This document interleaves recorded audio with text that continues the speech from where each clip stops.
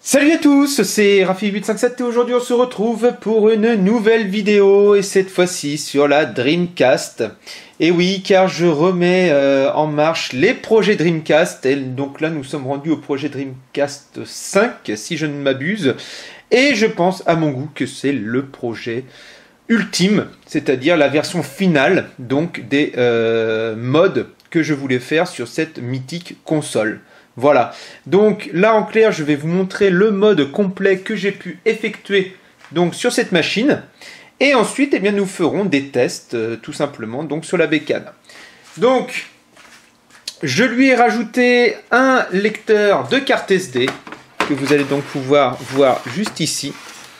Voilà, donc lecteur de carte SD que j'ai mis donc sur la console. Donc là c'est un adaptateur de carte SD, enfin micro SD vers SD, voilà. Et donc vous pouvez voir la fente qui est juste là.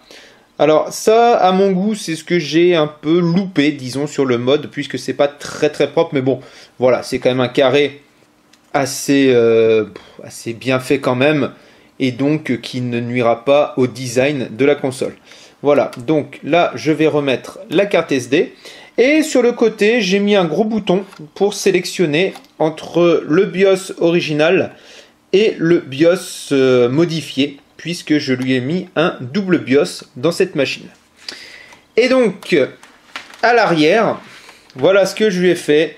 Je lui ai mis un port USB, et oui, car maintenant fini les grosses prises moches que j'avais mis là. Je ne sais pas si vous vous souvenez, il y a de ça des années maintenant, ça fait déjà 2 ou 3 ans maintenant que j'avais fait ce mode. Donc avec un port SCSI, puisque j'étais resté en mode IDE, voilà, donc sur la machine que j'avais fait auparavant. Et franchement, c'était très laid. Franchement, il faut le dire, c'était très laid. Mais bon, c'est comme ça. Et donc là, j'ai réussi enfin à incorporer un port USB. Donc que vous pouvez voir donc ici. Donc j'ai réussi à découper dans la coque. Puisque maintenant, fini l'IDE, nous sommes maintenant sur du SATA. Et oui, donc des petits disques SATA comme celui-ci. Voilà, donc en 2,5 pouces. Là, en l'occurrence, c'est un petit 320 Go que nous allons mettre eh bien, dans un adaptateur, enfin dans une coque de disque dur externe, voilà, donc avec une entrée SATA comme vous pouvez le voir dans le fond, et que je vais brancher en USB sur la console.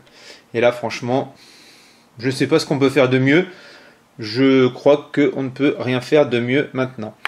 Donc maintenant nous allons faire les tests. Alors j'ai aussi dans la console laissé le lecteur IDE, hein.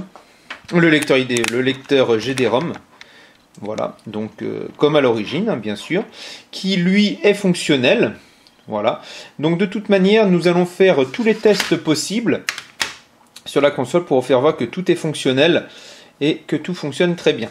Donc dans un premier temps, nous allons mettre donc un jeu original. Donc en l'occurrence, là c'est Sega Rally Championship. Voilà, toc. Nous allons allumer la télé. Donc là, je me suis mis sur un écran cathodique, hein, comme à l'époque. Alors j'espère que ça va passer correctement. Voilà. Et la chose aussi que je lui ai rajoutée donc, sur cette machine, c'est une LED d'activité.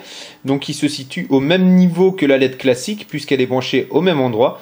Et par contre, c'est une LED RGB, donc où vous allez pouvoir voir l'activité, que ce soit de la carte SD ou du disque dur. Donc là, je l'allume. Alors, je regarde juste sur quel BIOS il démarre. Donc, c'est pas sur celui que je voulais. Donc là, hop, je switch. Et maintenant, nous sommes sur le BIOS normal. Voilà. Donc, BIOS, tout ce qu'il y a de plus classique. Avec la manette qui va bien, voilà. Donc évidemment ça demande toujours l'heure, donc là par contre il faudra juste que je modifie un petit truc pour ne plus avoir l'heure à chaque instant, puisque la pile du BIOS est morte. Voilà, la pile est morte, voilà. Donc voilà, Sega Rally qui fonctionne impeccablement bien. Voilà, donc ça démarre. Voilà, donc start, etc. Donc ça fonctionne. Donc là, nous sommes sur le BIOS normal. Donc maintenant, nous allons nous mettre en BIOS modifié. Tac, voilà. Et nous allons y mettre donc juste la carte SD qui, elle, renferme. Donc, bon, là, ce que je fais, je vide hein, carrément le lecteur GD-ROM. Donc là, je vais mettre la carte SD. Donc, hop, comme vous pouvez le voir, qui est sur le côté. Voilà. Donc, à l'intérieur, il y a Dreamshell. Voilà. Donc là, le fameux BIOS modifié. Alors, il y a plein de BIOS hein, qui existent. Donc, moi, j'ai mis la version juste... la version modifiée. Et donc là, on peut voir que la console a repéré la carte SD. Voilà. Et elle boot directement donc, sur Dreamshell. Et comme je vous l'avais dit, il y a donc une LED d'activité qui se situe juste là. Donc de base, elle est bleue. J'ai mis en mode bleu. Et donc, regardez, là, je vais juste me mettre sur le speed test. Voilà, hop, ça clignote, comme vous avez pu le voir. Voilà, donc là, je lui ai fait un speed test sur la carte mémoire. Donc, je vais attendre qu'il se termine quand même. Donc, celui-là, pour le coup, il est assez lent, puisque la carte mémoire est vraiment de piètre qualité. Mais ça, après, on s'en fout complètement. Donc, hop, je vais essayer de vous mettre ça dans un... Oh là, c'est compliqué avec le rafraîchissement de la télé. Voilà, donc vous pouvez voir que... enfin, si je dis ça... on voit très très mal. En clair, la carte est lue à 3,96 mégabits en écriture et est lue en 5,14 mégabits. Donc c'est vraiment pas grand chose. Donc là, on est sur Dreamshell. Alors évidemment, on ne peut pas mettre à chaud hein, le disque dur. Donc là, pour le coup, je vais mettre le disque dur. Donc c'est tout bête. Hein, je prends ma coque. C'est comme si vous mettiez un disque dur dans une coque externe. Hein, c'est pareil. Hop, voilà. Donc là, je l'ai mis dans sa coque externe. Pour le fun, je vais lui mettre même son petit... Tac, son petit capot. Voilà. Donc vous avez ça juste à côté de la console. C'est impeccable. Et puis donc... à l'arrière de la machine, donc là c'est la manette, à l'arrière de la machine, j'ai juste à y mettre hop la prise USB, hein, comme si vous mettiez ça dans un PC, voilà, toc. Donc à l'intérieur du disque dur, je n'ai pas mis Dreamshell, hein, sinon ça ferait doublon, vous comprenez bien. Donc moi le seul Dreamshell que j'ai c'est sur la carte SD. Voilà. Hop. Donc là, ça va booter sur Dreamshell. Et là, on peut remarquer que les deux périphériques sont bien reconnus. Voilà. Donc Dreamshell boot, aucun souci.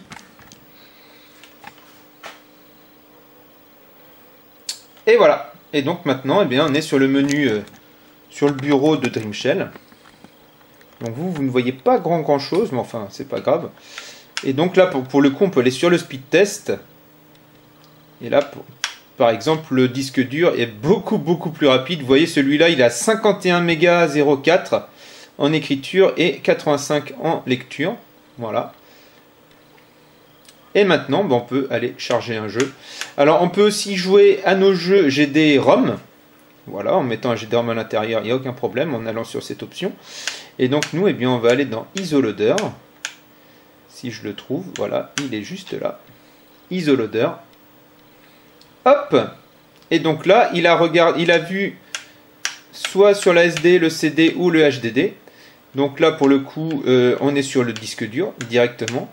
Donc là, j'ai fait des répertoires. Donc jeux, alors j'en ai mis quelques-uns pour tester. Alors on va par exemple mettre Resident Evil Code Veronica. Alors là pour le coup ça ne met pas la jaquette, mais on s'en fout un peu. Et là vous pouvez voir sur le côté Dragon City. Alors on en reviendra là-dessus. Et voilà. Donc là normalement le jeu va booter. Et voilà, c'est parti. Vérification du VM. Et voilà. Et nous sommes maintenant sur le jeu, donc Resident Evil. On va jusqu'au menu de démarrage. Et voilà. Evil. Et voilà. Et là, ça marche impeccable. Alors, liste des VM disponibles, oui. Donc, voilà, port A. Pas de données. Erreur, pas de données. Oui, mais j'ai pas envie de ne pas charger. Hop. Hop, ne pas charger. Impeccable. Ah ben non, là, c'était chargé partie, d'accord. Et donc là, je vais vous faire voir le témoin d'activité sur la LED. Témoin du HDD. Logiquement, on devrait le voir. Donc là, on ne voit rien puisque ça n'a pas l'air d'être en lecture sur le disque dur. C'est peut-être dans la RAM, je ne sais pas. En tout cas, je peux vous assurer que ça fonctionne même avec le disque dur.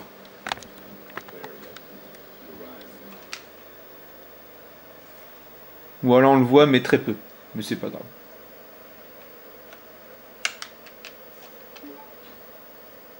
Voilà, donc on y est.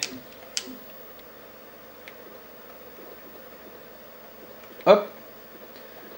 Donc le jeu fonctionne impeccablement bien. Vous ne voyez rien, mais en tout cas le jeu fonctionne bien. Donc ce que l'on va faire, eh bien on va rebooter la console.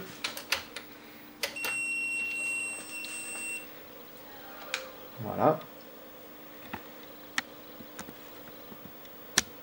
On va aller dans Dream Shell et puis éventuellement on peut charger un petit Legacy of Kain sur Raver.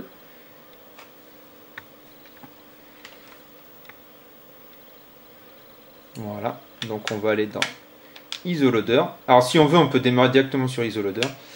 Voilà, jeu, et on va mettre Legacy of Kain.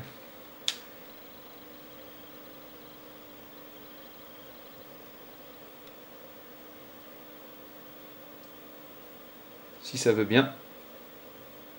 Donc là, ça n'a pas l'air de fonctionner. C'est pas grave, on va reboot la console et on va mettre l'autre Legacy. Ah, il se peut des fois que les jeux ne fonctionnent pas, hein. C'est tout à fait normal.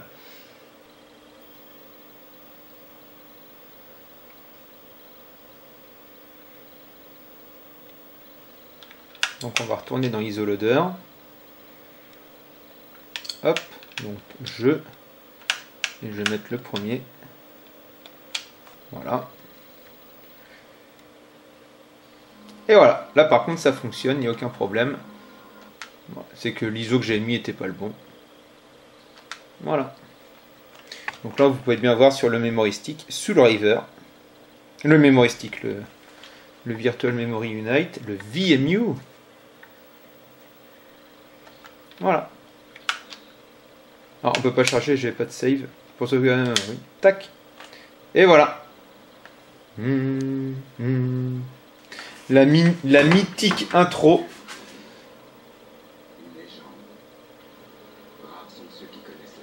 Donc en clair, le témoin d'activité du disque dur est un peu faible.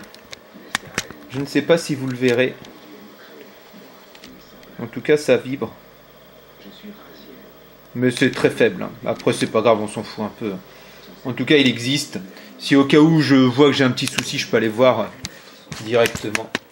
Enfin voilà, donc ben, ça y est. Alors, ça m'a pris un temps phénoménal de faire ce mode.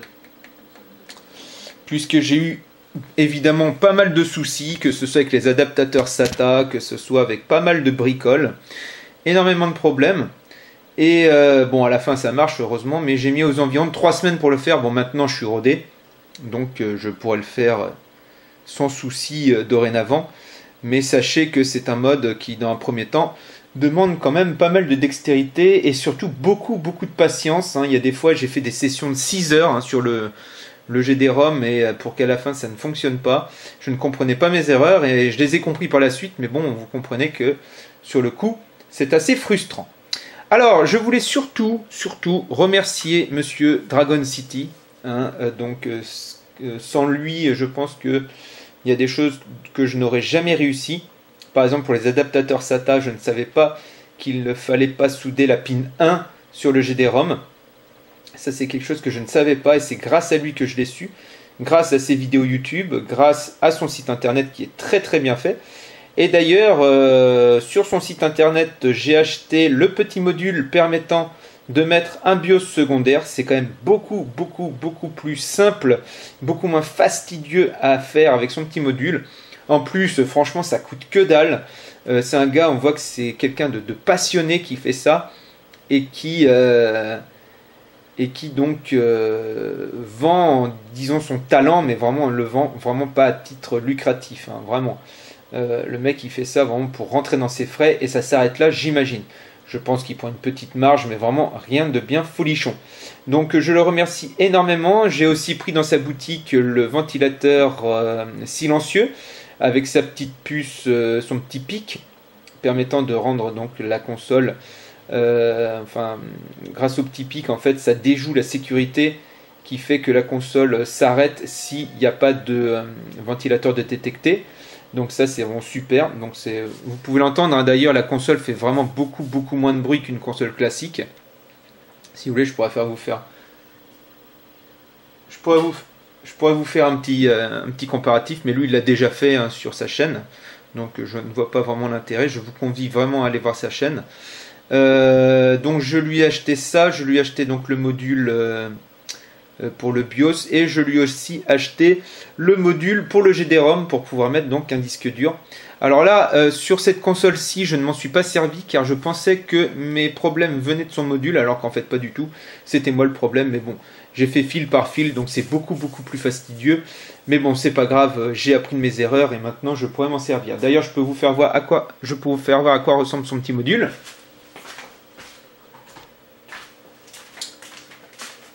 Donc voici le module de Dragon City.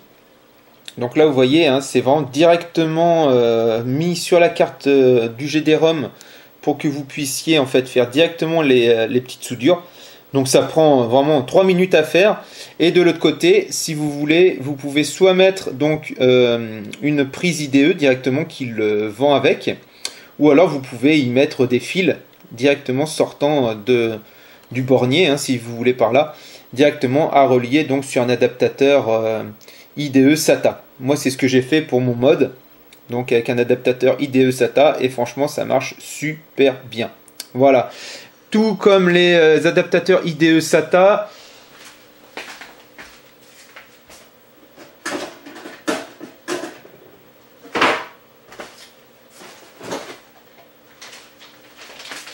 pour une compatibilité vraiment parfaite, je vous conseille celui-ci d'adaptateur SATA. Donc c'est pareil, hein, allez sur son site internet, il vous mettra donc la référence de celui-ci. Et je les ai fait importer directement de Chine. Ça m'a mis une semaine pour vous dire, hein. C'est incroyable, j'en reviens encore pas. De Chine, de Shenzhen, ça m'a mis une semaine. Je pense que j'ai eu énormément de chance. On m'avait dit pas avant un mois sur eBay et j'ai eu ça au bout d'une semaine. Et ça, je trouve ça énorme. En fait, moi, j'en avais commandé d'autres en France que je n'ai toujours pas reçu, vous imaginez. Bref, voilà. Donc, avec tout ça, normalement, vous êtes paré. Alors, c'est pareil, si vraiment vous ne vous sentez pas capable de faire ce type de mode, et je trouve que c'est totalement légitime, hein, puisque moi, j'ai mis vraiment beaucoup de temps. Je vais faire pause. J'ai mis vraiment beaucoup de temps donc pour réussir ce mode. C'est pas la question des soudures, mais il y a certaines soudures qui sont vraiment très fines à faire, surtout au niveau du boîtier disque dur. Donc j'ai acheté un boîtier de disque dur, tout ce qu'il y a plus lambda, et de toute manière sur n'importe quel boîtier vous aurez toujours des difficultés à souder directement sur les pins. C'est vraiment des toutes petites pins. Et voilà, c'est assez fastidieux, mais bon, ça se fait. Et donc, pour avoir assez de pins sur le port USB, il vous faut impérativement un port USB 3.0, prêt à souder, et donc ce genre de boîtier 3.0 lui aussi, que vous pourrez trouver n'importe où sur eBay. Voilà, donc c'est vraiment super cool. Regardez comment c'est super classe. Vous avez votre machine, vous avez votre disque dur juste à côté, et voilà, c'est tout. C'est comme si vous aviez mis un disque dur externe sur votre PS3, hein. C'est la même chose, ou sur votre PS2, vous voyez derrière une PS2, c'est exactement pareil, c'est le même rendu quoi. Et donc sur le côté, vous voyez, hop, sur le côté, donc un gros bouton pour la sélection du BIOS et la carte mémoire avec tous les presets c'est pareil, allez télécharger ces presets. Donc les presets en fait ce sont des réglages permettant de faire booter les jeux sous Dreamshell. Il a passé un temps fou à le faire et il nous les offre gratuitement. Ce gars est d'une gentillesse incroyable. Donc encore merci Dragon City pour ton dévouement sur la scène Dreamcast. Hein. Donc grâce à toi j'ai appris beaucoup de choses. Et d'ailleurs le Dreamshell qui est à l'intérieur c'est le sien aussi. Donc c'est vraiment super. Voilà, donc j'espère que ce mode ultime, parce que je crois que je n'en ferai pas plus, hein, disque dur SATA, plus lecteur de carte SD, plus le bouton de sélection. Alors c'est pareil, le bouton de sélection, vous pouvez très bien ne pas le mettre. Hein. Vous pouvez très bien booter directement sur le BIOS modifié. Et de toute manière, dans Dreamshell, vous pouvez booter vos disques originaux. Donc voilà, vous n'êtes même pas obligé. Moi j'ai voulu le garder au cas où. Voilà. Mais voilà, c'est vraiment un titre... c'est vraiment pas obligatoire du tout de faire ce genre de choses. Voilà, donc c'est tout. Alors si vous voulez, alors lui il le fait aussi, hein. Si vous voulez, vous pouvez m'envoyer vos consoles pour que je le fasse. En fait, je me suis remis dans ce mode puisqu'il y a plusieurs personnes qui m'ont contacté ces derniers jours me demandant si je pouvais modifier leur console. Et moi je leur ai dit, bah, écoutez, si vous voulez, je le fais de mon côté parce qu'il m'en restait une qui était à moi. Je le fais de mon côté et si vous voulez, si tout se passe bien et si je suis rodé, je peux éventuellement vous le faire. Donc si vous m'entendez, ceux qui m'ont demandé donc des consoles, vous pouvez maintenant me recontacter. Alors c'est pareil, hein, il ne faut pas vous attendre à ce que vous me l'envoyiez que 10 jours après vous la receviez. Non. Moi j'ai un travail à côté, c'est vraiment je fais ça dans mon temps libre. Effectivement nous arrivons dans l'hiver, donc enfin dans l'hiver, dans le hors saison disons. Hein, nous sommes le 9 septembre à l'heure où je tourne cette vidéo. Vous l'aurez sûrement le même jour d'ailleurs parce que je vais faire un seul et même rush. Et je vais vous balancer tout ça. Bref.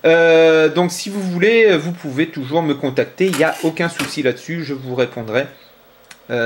Et vous pourrez m'envoyer vos consoles. Mais comme je vous dis, il faudra être très très patient pour que je fasse ce type de mode. Alors, une chose aussi qu'il faut connaître, c'est le prix de ce mode. Alors, je ne l'ai pas vraiment en tête, éventuellement je vous ferai dans la description le récapitulatif de toutes de toutes les affaires qu'il faut acheter pour faire ce mode, mais au bas mot, j'en ai eu pour aux environs de 80 €. Voilà. Donc, c'est pareil, c'est pas donné. Mais pour les amoureux de la Dreamcast, franchement, je vous conseille vraiment de faire ce mode. Ça dénature en rien la console, à part voilà, 2 petites encoches sur les côtés et une encoche pour l'USB. C'est vraiment pas grave, enfin c'est vraiment rien du tout, quoi. Donc vous pouvez tout à fait... voilà, vous dénaturerez pas votre console.